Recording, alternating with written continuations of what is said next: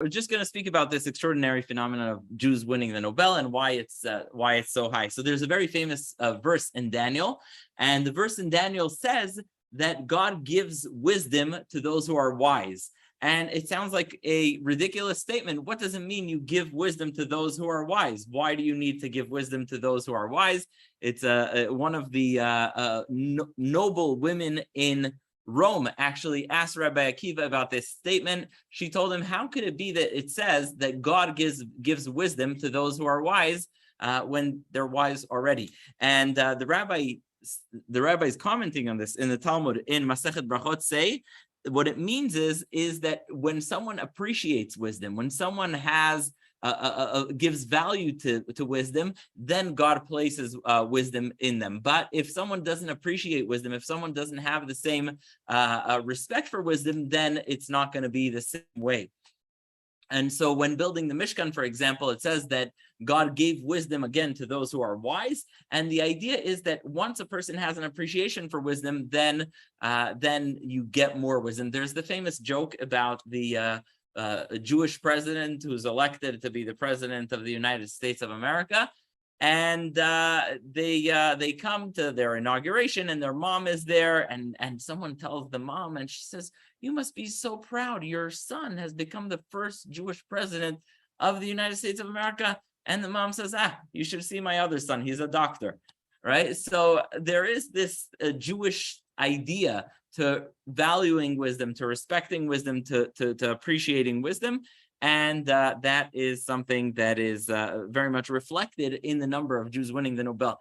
Famously, the daughter of a Roman emperor came over to one of the greatest rabbis in Israel, and she told him, isn't it a shame? You're one of the most wise people in the world, and look how unattractive you look. Look how you look. You're all disheveled, and it's a shame that God gave wisdom to you. So he asked her, does your father have any wine at home? And she says, yes, of course. He says, where do you store the wine? And she tells him, we have these huge jars that we have the wine in, these old, whether it's wooden or clay jars. He says, don't you think it would be appropriate to have your most expensive and delicious wines in silver or in gold? And she says, yeah, that actually sounds like a good idea. And she takes a bunch of her father's special wines and she puts them in gold and silver. And lo and behold, there is this situation where the wine spoils. And obviously she learns the lessons, she understands the lesson, and that is that not always is wisdom stored with the most beautiful jar. And so the concept of wisdom as being given to those who appreciate it most is all resonating through these centuries. Who was our first wise man in the book of Genesis? Joseph. Joseph is called out of the pit. He's called to speak with Pharaoh, and Pharaoh says, I hear you're one of the most brilliant people. And what does Joseph say? He says, no, the wisdom is not mine. It comes from God. And so we have this tradition of both having people who value wisdom and at the same time making sure that we approach wisdom humbly. The verse in Deuteronomy famously says, Ubelev kol chacham lev natati chokhmah. In Deuteronomy says, Ushmartem v'asitem, you should keep this Torah, you should keep this wisdom. Ki hi chokhmatchem uvinatchem le'nei kol ha'amim. An extraordinary statement. This is what you will be respected for, and this is the wisdom that you'll have most in front of all the nations. King Solomon, known as the wisest of men, famously, how did he become smart? It's like, the stories with the genie, where the genie is giving you a few wishes. And so when he becomes king, God says, what would you like? And King Solomon says, the only thing that I would like as I become a king of this people is to have extraordinary wisdom, because to be able to judge and make decisions, I need the wisdom. And God says to him, since you have requested wisdom over anything else, I'm going to give you not only wisdom, but also great wealth and a very solid kingdom. And so again, the idea that wisdom above all has echoed through the Jewish centuries, and King Solomon articulates it most strongly in the book of Mishlei. we have a blessing that we make. You know how there's a blessing that you make when you smell something, when you eat something. There's also a blessing you make on special occasions. And the rabbis say that if you see a great Torah scholar or a great scientist, you make a special blessing. So once again, the sanctity of wisdom, of science, of knowledge is enshrined not only in Jewish theory and history, but it's also in Jewish law and practice. In fact, interesting, there's the ancient Greek philosopher in the year 320 BCE comes to visit Israel, and then he and later Greeks described the Jewish people as a nation of philosophers. A nation of philosophers, because philosopher was a form of someone who sits and contemplates, and he never saw such a thing, where even the farmer, the shoemaker, the blacksmith, everyone has an appreciation for wisdom. It's like if you take a cab. Anyone here ever take a cab in Israel? Right? Every single cab driver is a political scientist. Everyone's a commentator. Everyone has opinion. The famous story, I believe it was with Golda Meir, where the American president says to her, "Why are you so stressed out? You have about 2-3 million citizens. I have more than 100 million citizens."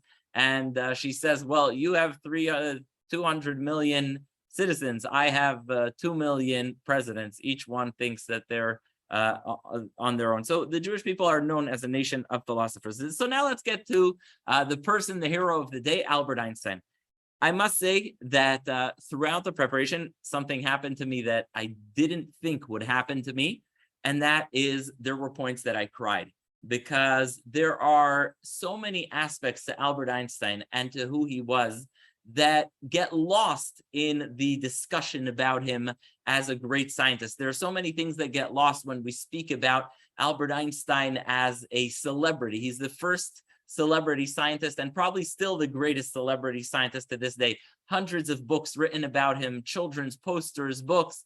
And yet in all of that, in him being so famous, sometimes we lose a touch of what his Jewishness was about and what his Jewishness meant to him and to others, and hopefully do some justice with history.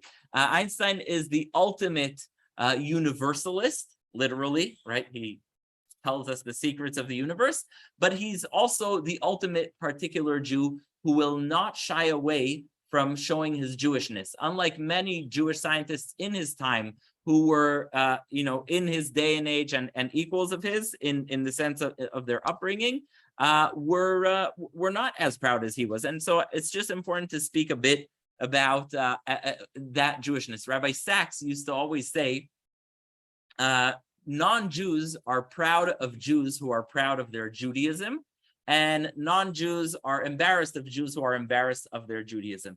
And that very much embodies what Einstein was, because he really took pride in his Judaism in really difficult situations. And I'm going to show you later really difficult situations, and it's extraordinary.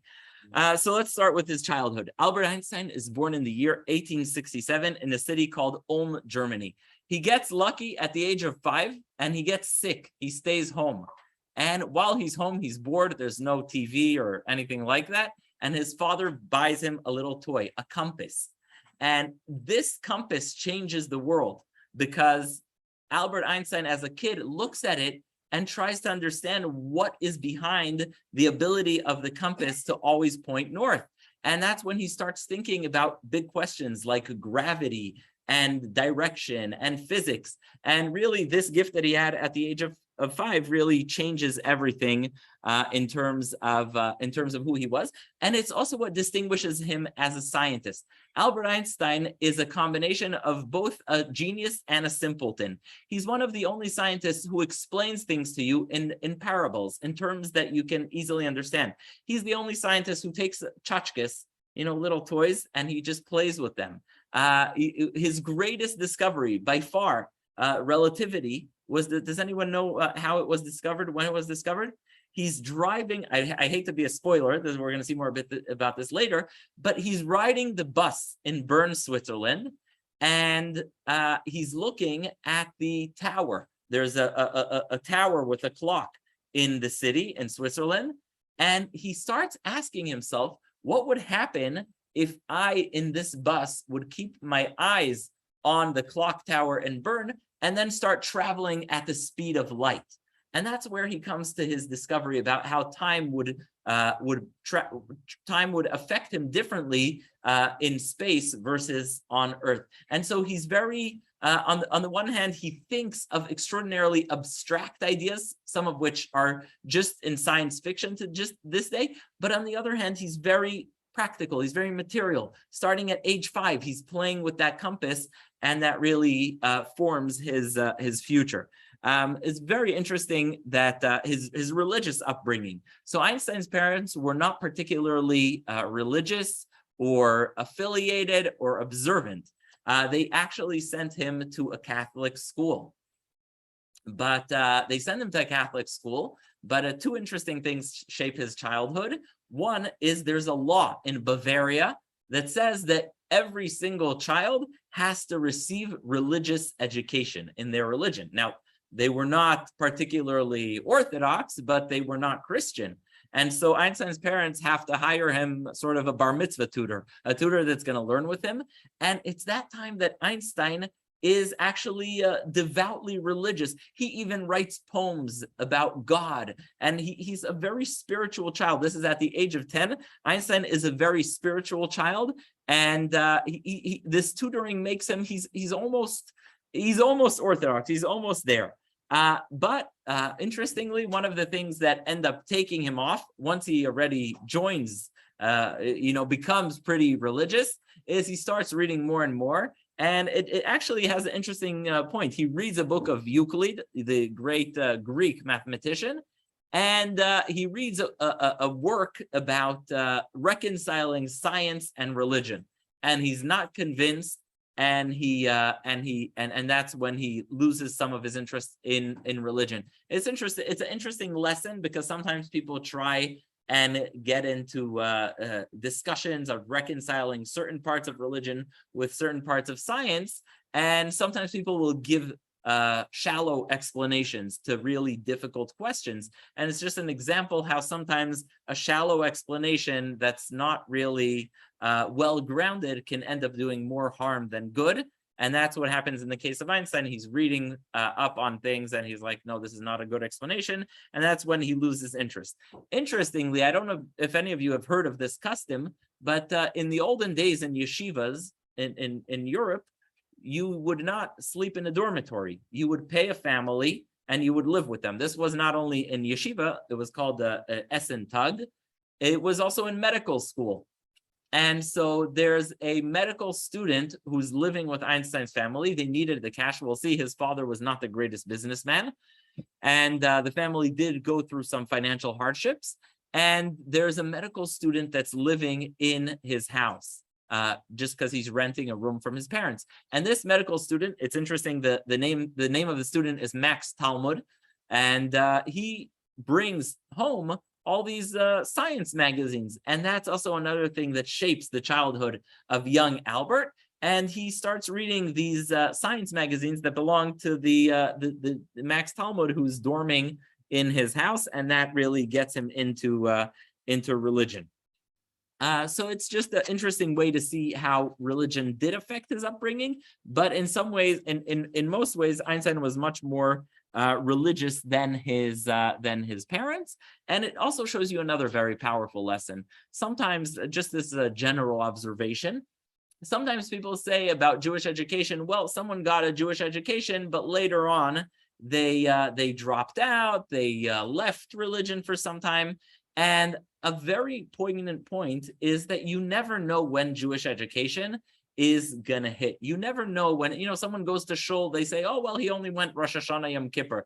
You have no idea how that's going to impact the person. And so this is more of a matter of speculation. I can't point cause and effect in Einstein's life between his Jewish identity and his Jewish education, but clearly the education he received as a child did not have short-term effects, but did have long-term effects. So yes, immediately at the age of 11, 12, he was like, this is not for me, but we'll see that later on in life, it really might have been what dramatically changed his identification and who he is as a Jew. Another thing that Einstein did that other scientists who were more posh and fancy didn't do is he had thought experiments. So like I said, for example, he's riding the bus in Bern and he sees the clock tower, and he starts wondering what would happen if he traveled in the speed of light into space. But this wasn't the only time he did it. He would always walk around and have these thought experiments that are very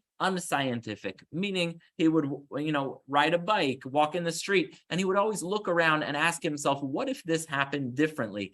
And in that sense, you have the paradox of Einstein, where he's sometimes less scientific, but that leads him to be so much more brilliant than the conventional scientist. So he's walking around at the age of 16.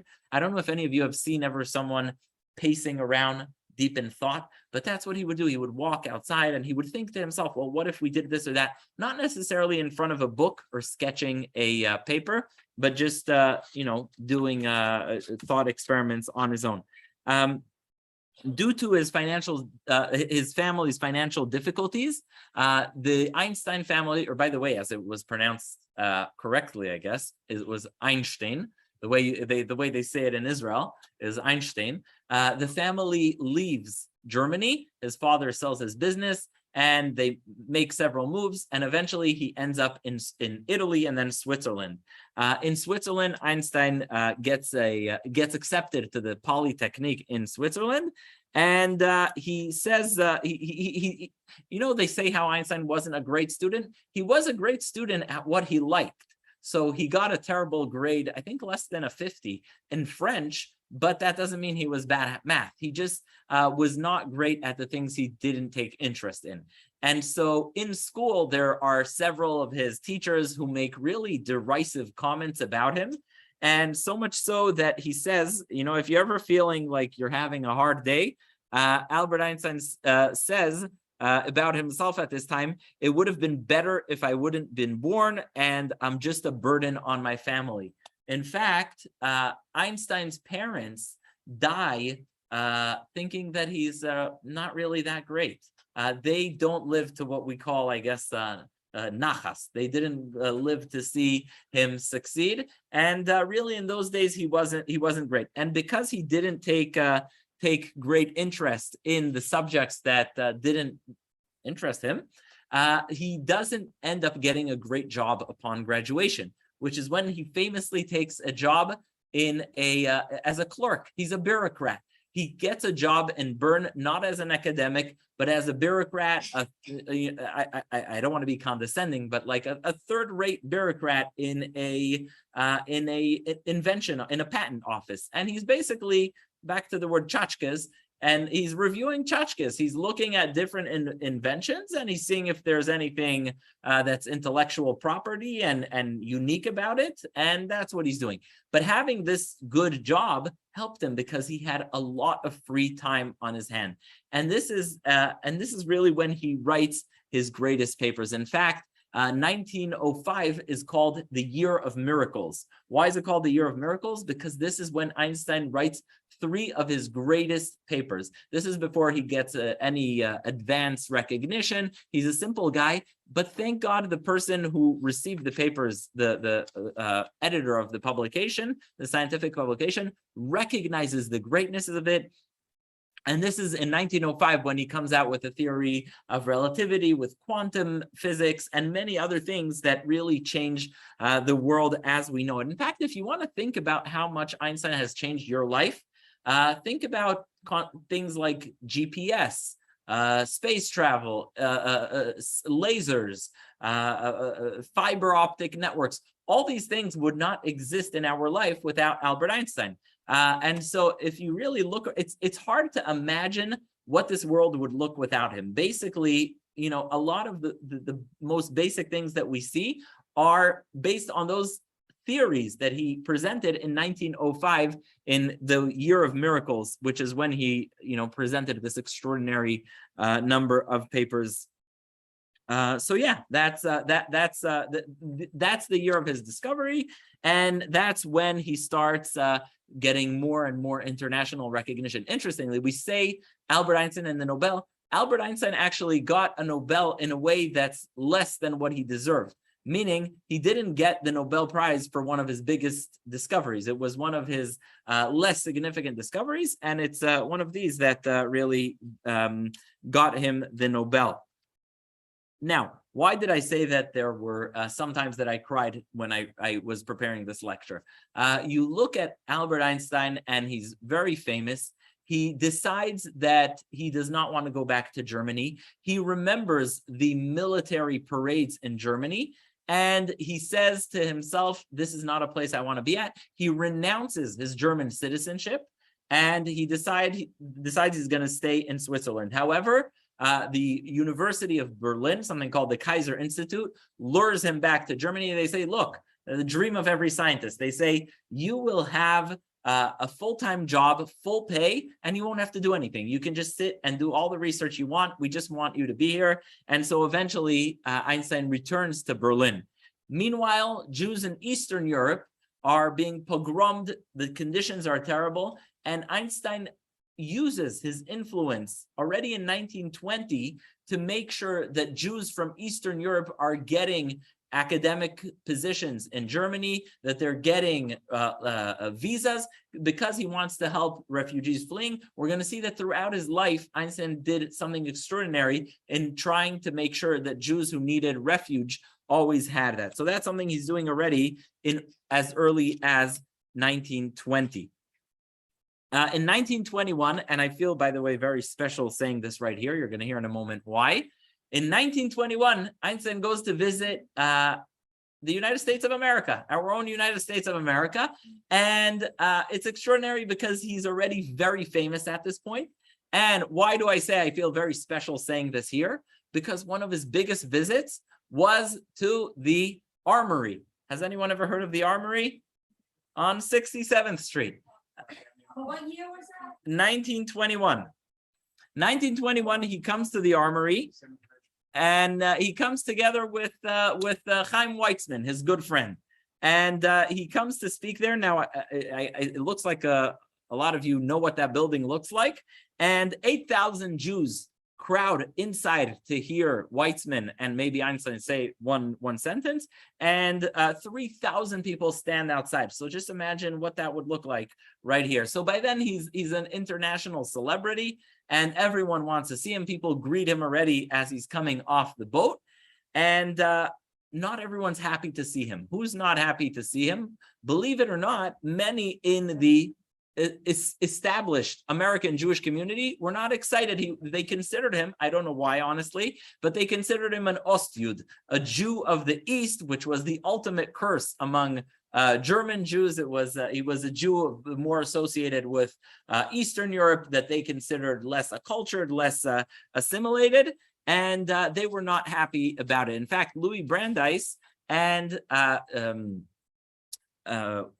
Felix Frankfurter, who later became a Supreme Court justice, have this whole exchange that was revealed in 2007, and they are losing their minds over this. They don't know what to do about Einstein, because what they want is an Einstein that's going to come and lecture on physics and speak at universities only on physics. And here he is with Chaim Weizmann speaking about the importance of having a Jewish state. And if you're a Jew that really believes that Jews should assimilate where they are, having the most famous Jewish scientist in the world speaking about building a Jewish state is not exactly with your, it doesn't go with your agenda. Another thing that Einstein does that kind of makes them very uncomfortable is he says, I'll speak on the topic of Zionism and supporting the construction of a university in Jerusalem, the Hebrew University, for free. But if you want me to speak on the topic of science in one of your universities, he charges a modest fee of $15,000, which at the time is the equivalent of $250,000 today. And so Felix Frankfurter and Louis Brandeis look at this and they're like, no, we want to show off his knowledge of physics. And here he is, he's speaking at all the JCCs, he's speaking at the Shoals, the Armory, wherever it is, he's speaking about the importance of supporting Chaim Weizmann's Hebrew University. And when a university asks him to speak about the theory of relativity, he says, no problem for today's $250,000. And so he's kind of a thorn in their side. They don't like it. And let's just say they are not particularly sad when he starts leaving. Now, it's important not to judge them that much, because in the 1930s, you already had 1920s, but 1930s even more, you'll have extraordinary anti-Semitism around the world. So there were definitely many Jews who said, look, what's the point of standing out? What's the point of saying we will go and build a Jewish state in Israel?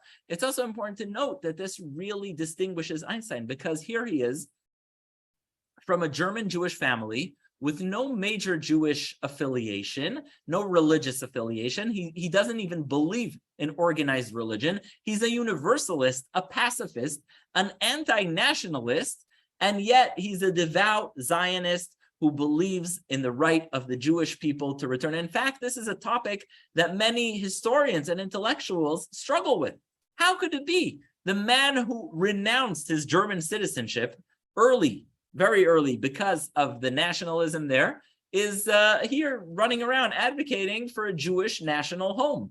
And so this is kind of part of the Einstein identity paradox, where on the one hand, he's very universal, he's very much a pacifist, he's very much someone who believes that humanity should unite around common good and abandon a lot of nationalism, and at the same time, he fights for a Jewish homeland, and we're going to see how that happens. But at the end of the day, the bottom line is he does not think that Jews should hide their Judaism. He doesn't think it's interesting. On some of his applications, you had to write your nationality or religion. Early in his life, he used to not write anything. He insisted he's not going to write anything because he didn't believe in any kind of nationalism. And yet, as anti-Semitism went up, he started writing always in every application against his wife's best wishes and advice. He started writing that he's Jewish in his applications, specifically because there was a rise in anti-Semitism. I'm not going to quote you here Louis Brandeis's letter when Einstein comes, because it's pretty harsh. But again, let's just say that the establishment was not very, very happy. His next trip is to the land of Israel, his only trip, in fact, to the land of Israel. In 1923, he goes with Weizmann, and the idea is he's fundraising. He wants there to be a medical school and a university in Israel. And he goes with Chaim Weizmann. He visits Herbert Samuel. And I think here's another very important point that brings out who Einstein was. He goes to the Western Wall. And much as I have only good things to say about Albert Einstein, usually, he speaks very sharply against the Orthodox Jews at the Western Wall. He calls them a people with a past but without a future, and he does not spare criticism. So on the one hand, you can say, oh, well, I guess he wasn't very fond of Judaism. But it's important to note that people with his background were not even coming to visit Israel. People with his background were definitely not supporting the establishment of a Hebrew university or the state of Israel. And so while part of the paradox is that Einstein is a proud Jew, but at the same time, yes, he did have his criticisms, and understandably, maybe some people here as well, I don't have this taste, but some people, when they go to Israel, they enjoy Tel Aviv more than Jerusalem, and that's fine. Everyone has their own taste, but Einstein does eventually go to Tel Aviv after his visit in Jerusalem. He famously speaks in Jerusalem on Mount Scopus, and he advocates and successfully fundraises for the establishment of Hebrew University and a medical school in Israel. Interestingly, he goes to visit the different schools in Jerusalem, and he meets with, I think it may be the only Orthodox rabbi I know that he's ever met with, and he meets with Chief Rabbi Cook, the chief rabbi of Israel, and the rabbi sits with him and tells him how the theory of relativity is grounded in Kabbalah. He cites for him sources, Kabbalistic sources, how the theory of relativity and Kabbalah are it's mentioned there. But as you may remember from Einstein's childhood, he's not very fond of reconciling religion and science, but he listens politely, and they even have a letter exchange, and it's just a very beautiful, polite, and friendly exchange between Einstein and Chief Rabbi Cook. It's interesting, he then goes to Tel Aviv and he says he feels much more comfortable and he's given an honorary residency. Is that what they call it? Not the key to the city, but he's given, he's an honorary resident of Tel Aviv. And when he's there, by the way, not to insult anyone, but when Einstein is there, he says, I received this honor in New York. I was an honorary resident of New York, but this makes me 10 times happier. So he says he's 10 times happier to receive the same honor in Tel Aviv than he is in New York, and he has a great time. He says the following to the New York Times. He says, speaking about the Hebrew University, he says, "I know of no public event that has given me such pleasure as the proposal to establish a Hebrew University in Jerusalem. The traditional respect for knowledge that Jews maintained intact throughout many centuries of severe hardship has made it particularly painful for us to see so many talented sons of the Jewish people cut off from higher education." And so he's really happy to make sure that Jews who are in mandatory Palestine and Israel receive a Jewish education. The years go by and Nazism rises in Germany. As that happens, Einstein makes sure he helps Jews flee Nazi Germany. And it's very interesting because when Hitler comes into power, Einstein is in the UK. And he's immediately given a few offers of citizenship. Eventually, he takes up the United States. But as he's going on, he is. This is starting in 1933. His mission is really to help people out of Germany. Now, he does this so much so that in his home, some scientists complain, looked like a shelter, meaning everyone who was fleeing was welcome in his home. And this is really, you see, the neshama, the soul of Albert Einstein. I mean, these are stories you would hear about a great rabbi, about Raoul Wallenberg. This is, and this is where I say that the popular Einstein and the Einstein that we know are very different. You won't see in the books about him, in the popular science books about him, that he turned his home into a shelter. You won't see that he literally cheapened his name to make sure that Jews can get out of Germany. It was so common for him to write letters on behalf of refugees that eventually American immigration stopped even valuing the letters because he wrote it to so many. At the time, one of the rules of immigration was you had to have a bank account with $2,000, which in today's terms is about $43,000. And he used every penny that he had, and he just opened as many bank accounts as he could, and he schnorred. He asked others, he would knock on your door at night and say, do you mind? Can you please open a bank account with $2,000 for this person to come? And so in that sense, this is an Einstein that I discovered. It's an Einstein that I didn't know about, and it's an Einstein that is not part of the pop culture. It's an Einstein that's really just a righteous man, and more in the spirit of Raoul Wallenberg than Isaac Newton. It's someone who's extraordinarily compassionate and making sure that Jews can escape Nazi Germany. And so he does this throughout the war, and so much so again that it's his letters are disregarded. I'll just read for you a quote. While staying in Europe in the final in 1933 in Belgium, some scientists complained that Einstein's temporary home had turned into an asylum for the unfortunate, invaded from morning to night by people who need help. So it almost sounds like he's the office of Hayes or the Joint or something like that, and he's doing everything to help others. And I think that's very moving for someone of such brilliance, of such fame, to throw everything aside and make sure he's there for others. And eventually he ends up going to the United States. And again, just like in 1921, if you want him to speak for the United Jewish Appeal, to help refugees, to help the establishment of the State of Israel, he's there for free. If you want to book him for a scientific talk, it's a sky-high price, and he's very hard to reach. So in that way, he just gets extraordinary credit. He would show up to any fundraiser, any event, anything that can help during these years. He is there. while he's there, he goes famously to Princeton University. Now, just to understand how bad things were at Princeton University at the time, Princeton University had a vote among its students. Who do you think the two most important people in the world are? For 2 years straight, the top two people that students ranked, one was Albert Einstein, the second, Adolf Hitler.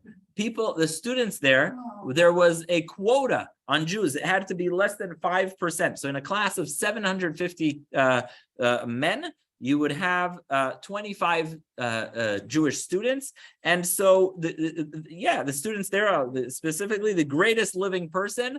They had a survey of greatest living person, and that's what the students there chose, which means that understandably, many Jewish students were afraid to even say that they're Jewish. Jewish life was non-existent, and people hid their Judaism. And here's again where I guess I would call it Einstein the Tzaddik, Einstein the righteous comes out.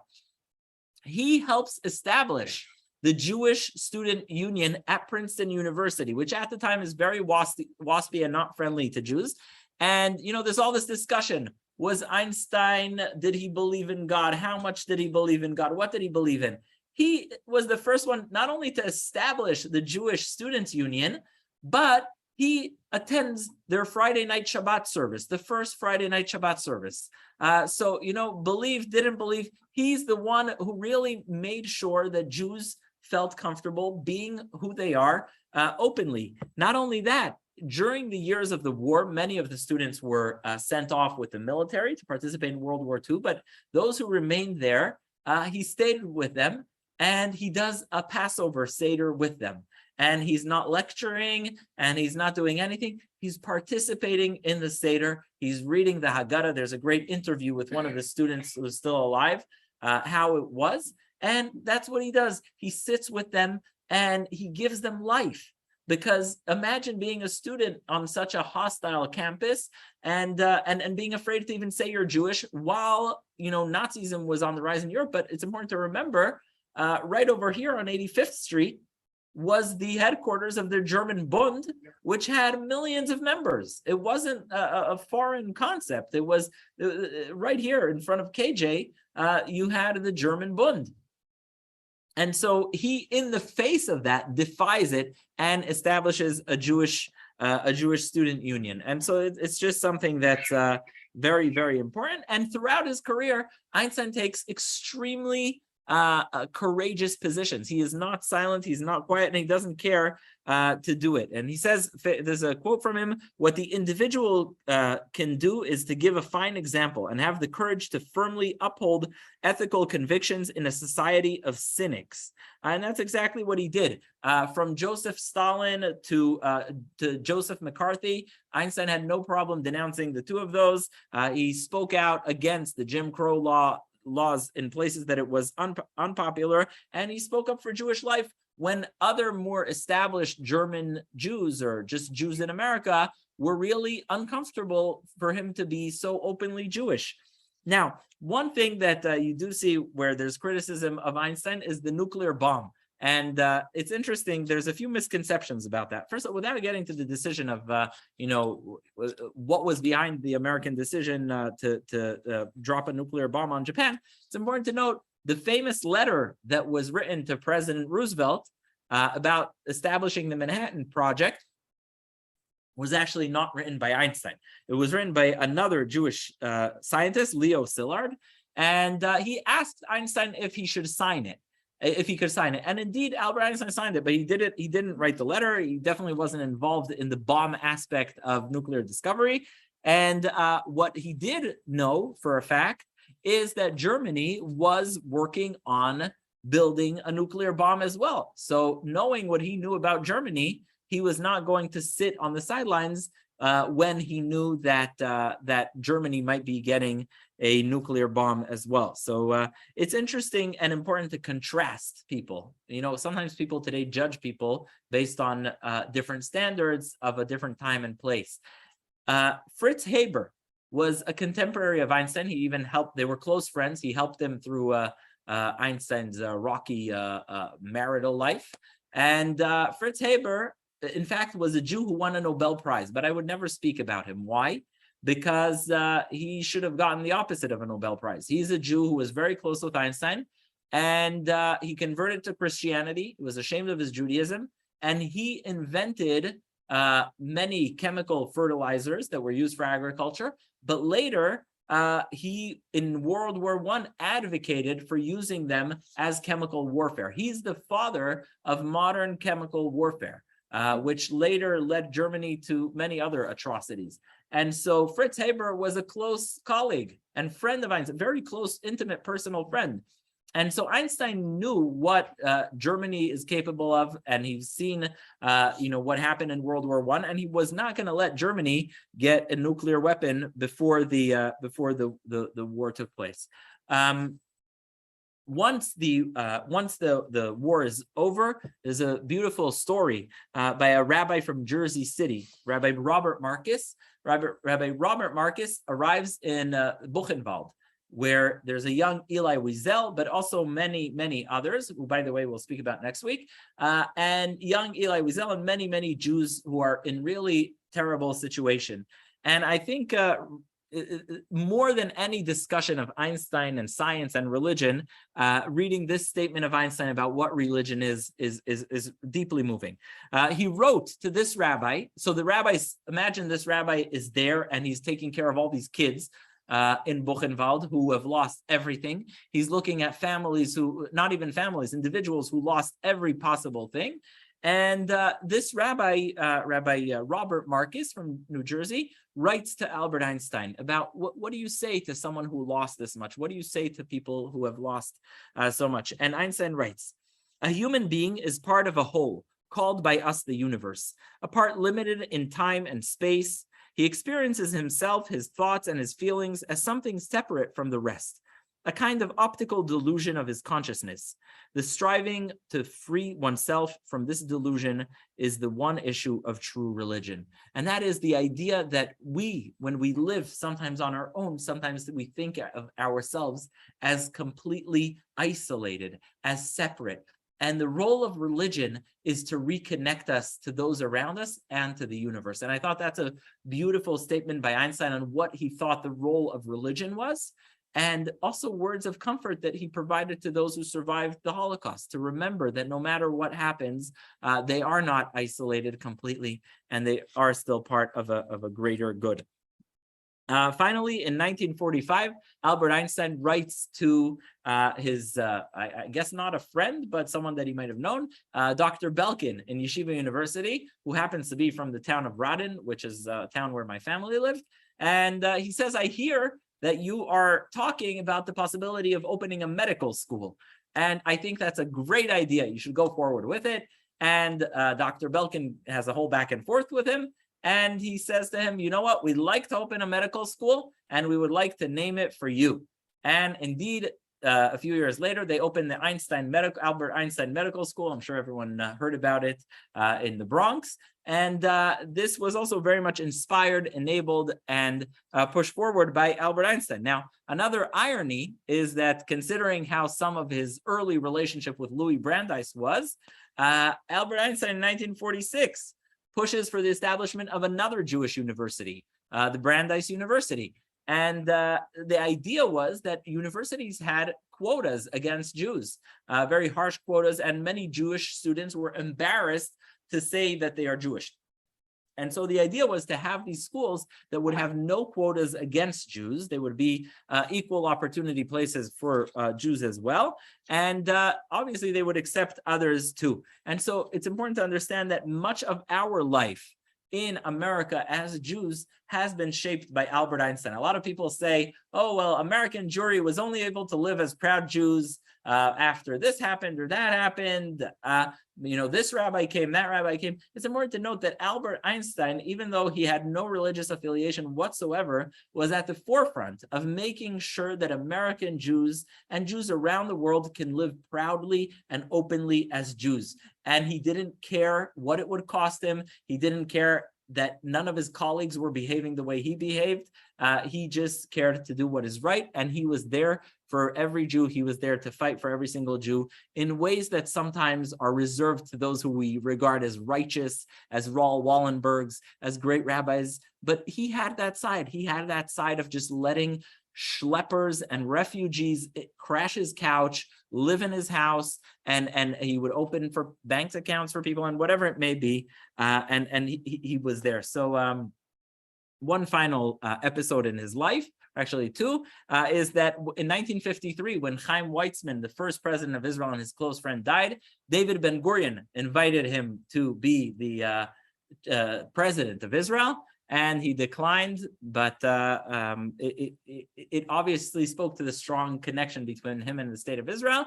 And it's also interesting that when he went to the hospital in his final moments, what he was holding with him was a speech that he was supposed to give in Israel on Israel's 7th day of independence, and that all of his archives, the Albert Einstein archives, look at this extraordinary scientist, one of the greatest scientists in human history.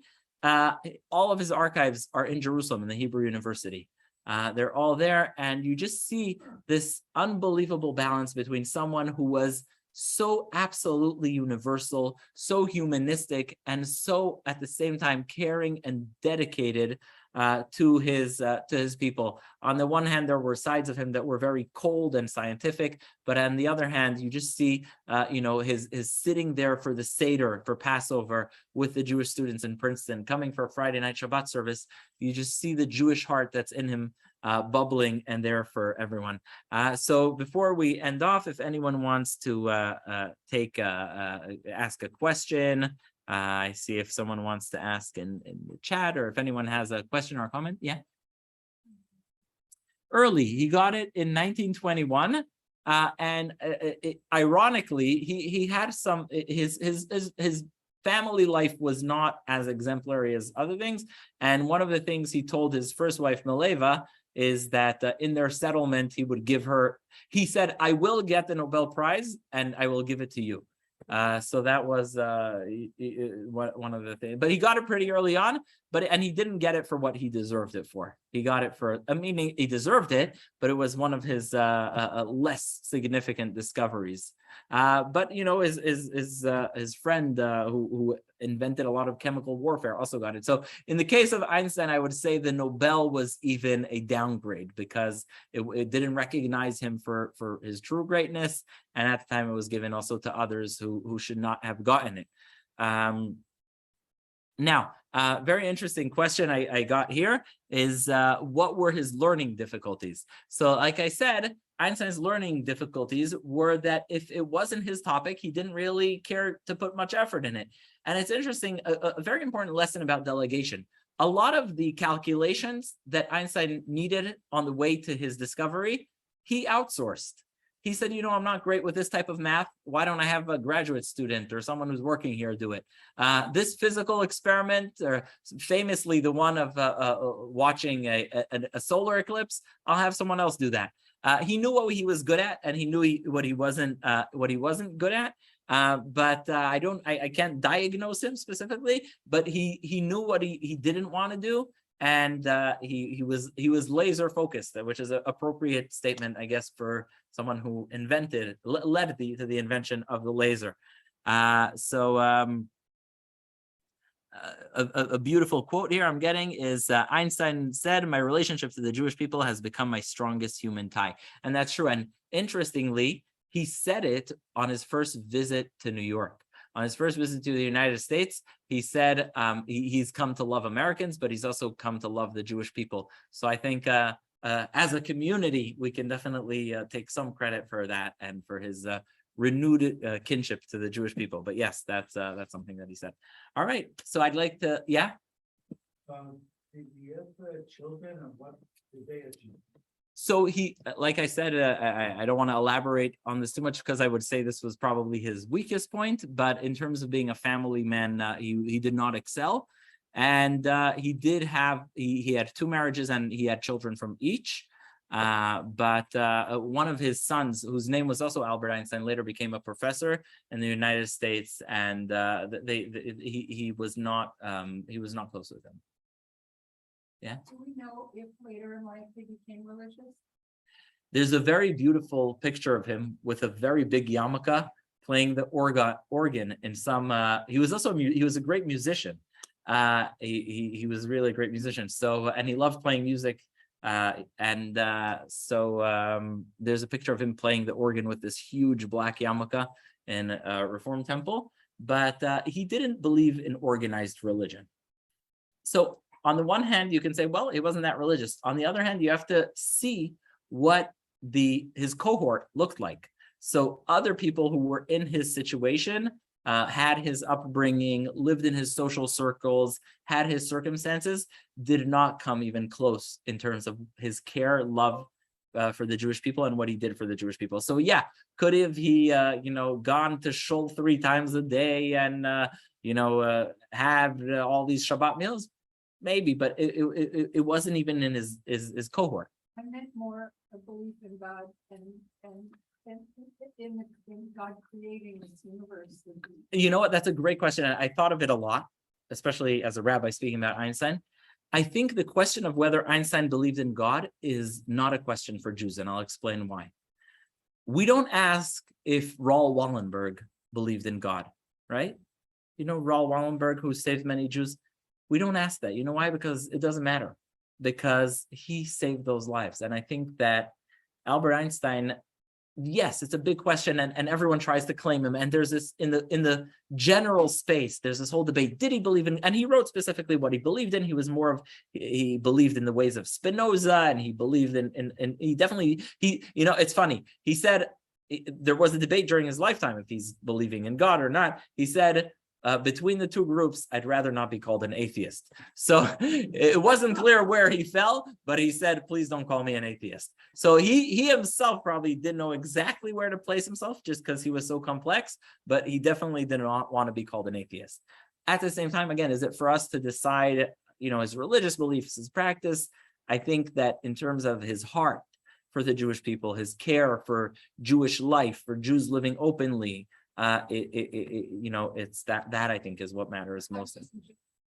Yeah, he was so close. He didn't like organized religion. He didn't even like nationalism, countries. He renounced his. He wasn't into particularism and just like these organized groups. So, that's. He was, and he had close relationship. Yeah, the Maria Finkel, Rabbi Emmanuel. Yeah. They were all very good friends. They went to Princeton. They went out driving together. Because I've seen pictures of Maria on Marshall's house. Yeah. So look, there are others. Whether it's Felix Frankfurter or Brandeis, who probably would not be seen within a mile of some rabbis, and he didn't have that problem. So did he go to shul? No. But did he sit at Passover Sidarim and at Shabbat dinners? Yes. So that's a story. I'd like to thank everyone who joined us online and here. And God willing, next week we'll be speaking about Elie Wiesel, also a Nobel laureate who changed a lot in this world. Thank you everyone for listening, and see you next week.